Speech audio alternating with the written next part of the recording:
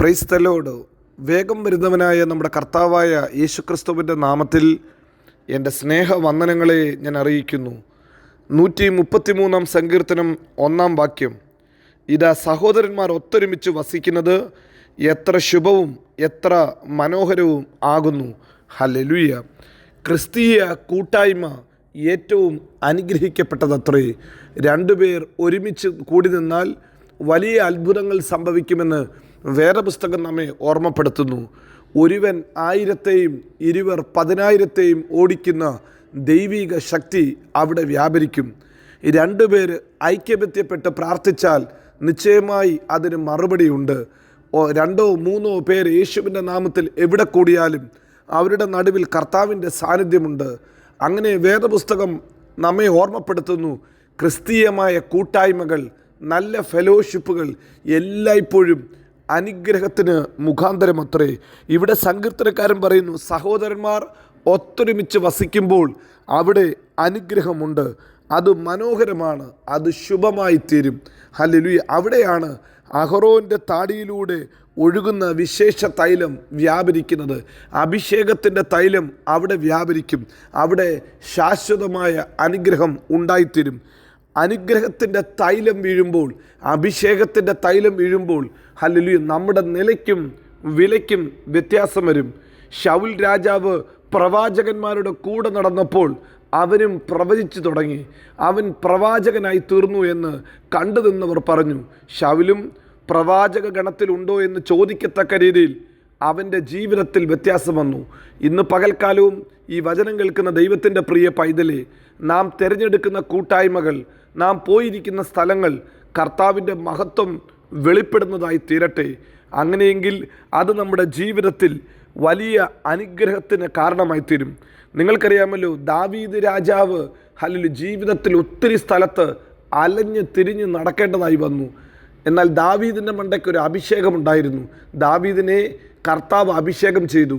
അതുകൊണ്ടാണ് 23 സങ്കീർത്തനത്തിൽ ദാവീദ് രാജാവ് ഇപ്രകാരം പറയുന്നത്, അവൻ എൻ്റെ തലയിൽ എണ്ണ കൊണ്ട് അഭിഷേകം ചെയ്യുന്നു. അവൻ എൻ്റെ തലയിൽ എണ്ണ കൊണ്ട് അഭിഷേകം ചെയ്തപ്പോൾ അഭിഷേകമുള്ളവൻ്റെ കൂടെ ആര് അടുത്തു വന്നാലും അവൻ അനുഗ്രഹിക്കപ്പെടും. 1 ശമൂവേൽ 22 അധ്യായത്തിൻ്റെ 2 വാക്യത്തിൽ നാം ഇങ്ങനെ വായിക്കുന്നു, ഞെരുക്കമുള്ളവർ, കടമുള്ളവർ, സന്തുഷ്ടിയില്ലാത്തവർ എന്നീ വകക്കാരൊക്കെയും അവൻ്റെ അടുക്കൽ വന്നുകൂടി. അവൻ അവർക്ക് തലവനായി തീർന്നു. അവനോടുകൂടെ ഏകദേശം 400 പേർ ഉണ്ടായിരുന്നു. നമുക്ക് ദാവീദ് രാജാവിൻ്റെ കൂടെ വന്നവർ ഞെരുക്കമുള്ളവരായിരുന്നു, കടമുള്ളവരായിരുന്നു, ലോകത്തിൽ തള്ളപ്പെട്ടവരായിരുന്നു, ലോകത്തിന് കൊള്ളാത്തവരായിരുന്നു. അങ്ങനെ പലരും അവൻ്റെ കൂടെ അടുത്ത് വന്നിട്ട് അവൻ അവർക്ക് തലവനായി തീർന്നു. അവരെടുത്ത തീരുമാനം നല്ല തീരുമാനമാണോ? പലപ്പോഴും ജീവിതത്തിൽ മനുഷ്യർ അങ്ങനെ ചോദിക്കാറുണ്ട്.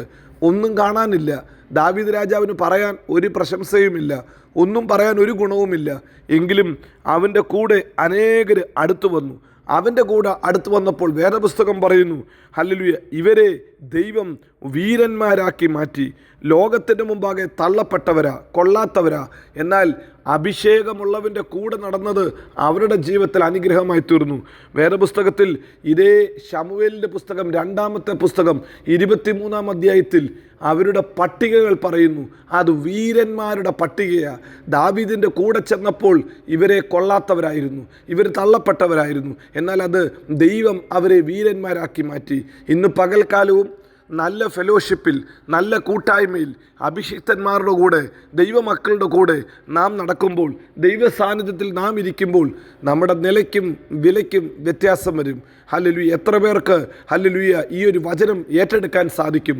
മനുഷ്യരുടെ കൂട്ടുകെട്ടിനെക്കാട്ടിലുപരി ദൈവത്തിൻ്റെ കൂട്ടുകെട്ട് നമുക്കുണ്ടോ? നിശ്ചയമായി നാം അനുഗ്രഹിക്കപ്പെടും. ഹല്ലേലൂയ. മുടന്തന്മാരെയും കുരുടന്മാരെയും ഹല്ലേലൂയ കൊണ്ട് ദാവീദിനെ തോൽപ്പിക്കാമെന്ന് അന്നത്തെ കാലഘട്ടത്തിൽ അവർ പഴഞ്ചൊല്ല് പറഞ്ഞ് ദാവീദിനെ കളിയാക്കുമായിരുന്നു. എന്നാൽ ദാവീദ് പോയിടത്തൊക്കെയും ദൈവം ദാവീദിന് ജയം കൊടുത്തു.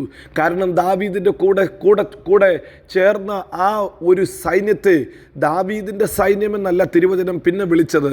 തിരുവചനം വിളിച്ചു, ഇത് യഹോവയുടെ സൈന്യമാണ്, ഇത് യഹോവയുടെ സൈന്യമാണ്. പ്രിയരെ, ഇന്ന് പകൽക്കാലവും നല്ല ഫെലോഷിപ്പ്, നല്ല കൂട്ടുകാരെ, നല്ല കൂട്ടായ്മകളെ ദൈവം തരുന്നത് ഓർത്ത് നമുക്ക് ദൈവത്തെ സ്തുതിക്കാം. ഇന്ന് പകൽക്കാലവും ചിലരുടെ പേര് പറഞ്ഞ് നിങ്ങൾക്ക് ദൈവത്തെ സ്തുതിക്കാൻ പറ്റുമോ?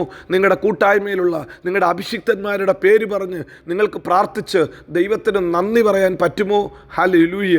ദാവീദിൻ്റെ കൂടെ വന്ന തള്ളപ്പെട്ടവരെ ദൈവം വീരന്മാരാക്കി മാറ്റി. നിങ്ങൾ നോക്ക്, യേശു കർത്താവിൻ്റെ ചരിത്രവും മറ്റൊന്നല്ല.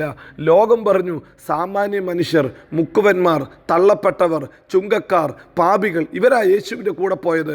എന്നാൽ അപ്പസ്തോല പ്രവൃത്തി 4-ാം അധ്യായത്തിൽ പറയുന്നു, ഹല്ലേലൂയ, ലോകം തള്ളിക്കളഞ്ഞ സാമാന്യ മനുഷ്യരെ ലോകത്തെ കീഴ്മേൽ മറിക്കുന്നവരാക്കി ദൈവം മാറ്റി, അപ്പസ്തോലന്മാരാക്കി മാറ്റി, ദൈവത്തിൻ്റെ മഹത്വമുള്ള ശുശ്രൂഷയ്ക്ക് അവരെ പ്രാപ്തരാക്കി. പ്രിയരെ, നാം പീലാത്തോസിൻ്റെ കൂടെയും ഭരണാധികാരിയുടെ കൂടെയും അല്ല ചേരേണ്ടത്. ഹല്ലേലൂയ, നാം ചേരേണ്ടത് അഭിഷിക്തൻ്റെ കൂടെ. യേശുവിൻ്റെ പിന്നാലെ അവർ പോയത്. അവർ ഹല്ലേലൂയ അവിടുത്തെ വലിയ ഭരണാധികാരിയുടെ പിന്നാലെ അല്ലല്ലോ പോയത്. പത്രോസും യാക്കോബും യോഹന്നാനും അങ്ങനെ യേശു കർത്താവിൻ്റെ സകല ശിഷ്യന്മാരും യേശു കർത്താവിൻ്റെ പിന്നാലെ പോയപ്പോൾ അവരെ ലോകത്തെ കീഴ്മേൽ മറിക്കുന്നവരായി, അപ്പസ്തോലന്മാരാക്കി, വീര്യപ്രവർത്തികൾ ചെയ്യുന്നവരാക്കി ദൈവം മാറ്റിയെങ്കിൽ ഇന്ന് പകൽക്കാലം മനുഷ്യർ കാണുന്നതല്ല നമ്മുടെ ഹല്ലേലൂയ അളവുകോൽ.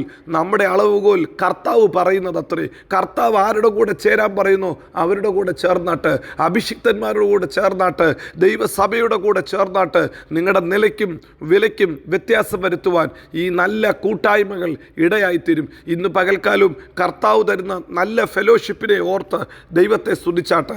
നമ്മുടെ ദൈവം വിശ്വസ്തൻ, വാക്കുമാറാത്തവൻ. അവൻ നമ്മെ എല്ലായിടത്തും എല്ലായ്പ്പോഴും ക്രിസ്തുവേശുവിൽ ജയോത്സവമാക്കി നടത്തും. God bless you. Amin, Amin.